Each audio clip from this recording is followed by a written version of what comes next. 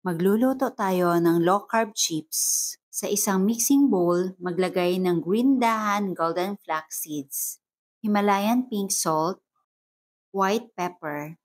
Pagkatapos, haluin ng maigi. Then, gradually add room temperature water.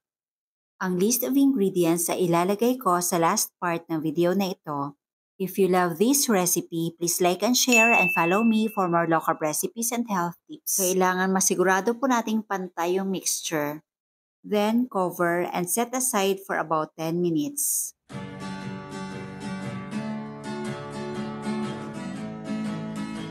After 10 minutes, proceed na po tayo sa next procedure. Hatiin lang po natin yung dough, then spread using rolling pin.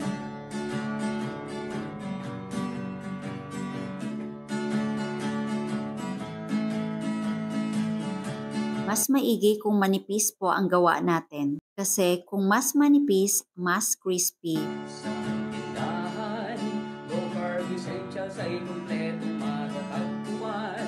Katulong mo sa pag-ayos ng iyong kalusugan. Marami kang pagpipilian. At ngayon, cut na po natin gamit ang pizza cutter.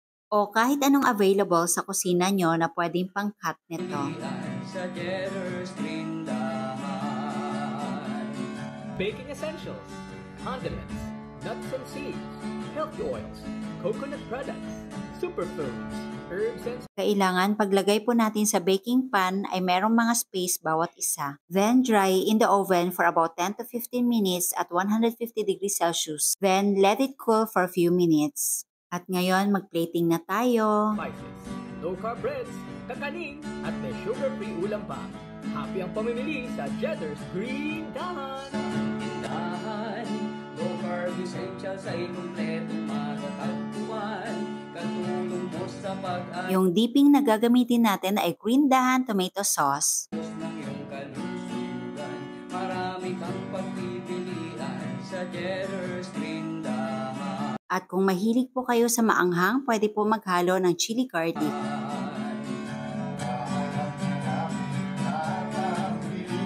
At ito na ang ating mga nabuong low-carb chips.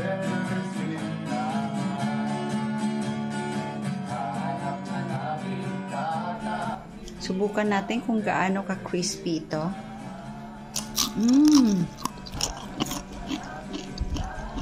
Super sarap.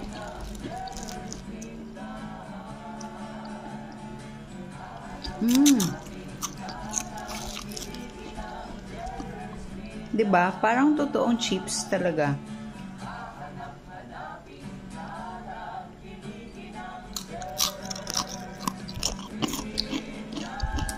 Super sarap.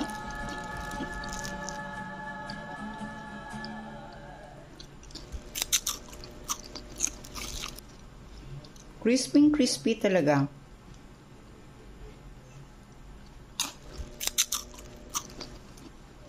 Diba? Sino ba naman magsasabi na gawa lang ito sa low carb?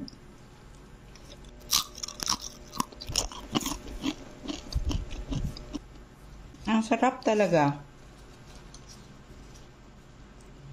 Pwede po ito pang family habang nanonood ng TV, ng movie, or kasama yung mga friends ng mga low carbers. Kahit hindi low carber, pwede po dito. Ang sarap, promise.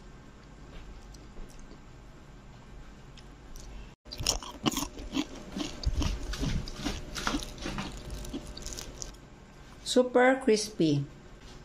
You must try this.